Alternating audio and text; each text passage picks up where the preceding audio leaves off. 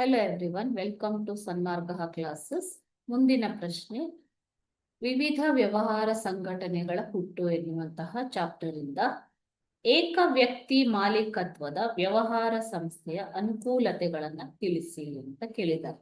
ಏಕ ವ್ಯಕ್ತಿ ಮಾಲೀಕತ್ವದ ಸಂಸ್ಥೆ ಅಂತಂದ್ರೆ ಒಬ್ಬನೇ ವ್ಯಕ್ತಿ ಇದರ ಮಾಲೀಕನಾಗಿರ್ತಾನೆ. ಓಕೆನಾ?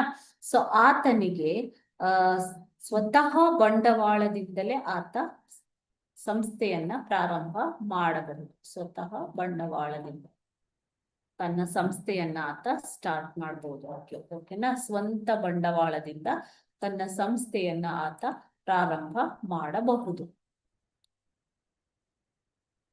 ಇದು ಒಂದು ಅನುಕೂಲ. ಅದೇ ರೀತಿ ಇವುಗಳನ್ನ ಪ್ರಾರಂಭಿಸಲು ಯಾವುದೇ ಕಾನೂನಿನ ಕಟ್ಟಳೆ, ರಿಜಿಸ್ಟ್ರೇಷನ್, ನೋಂದಣಿ ಮಾಡುವಂತಹ ಅವಶ್ಯಕತೆ ಇರುವುದಿಲ್ಲ.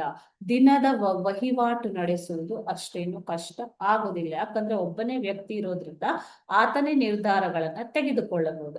ಗ್ರಾಹಕರ ಜೊತೆ ನೇರ ಸಂಪರ್ಕವನ್ನ ಈತ ಹೊಂದಿರುತ್ತಾನೆ. ಓಕೆನಾ?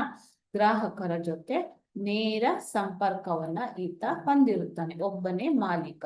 ಓಕೆ, ಲಾಭಕ್ಕೂ ಒಬ್ಬನೇ ಪಾಲುದಾರ, ನಷ್ಟಗಳಿಗೂ ಒಬ್ಬನೇ ಹೊಣೆದಾರ.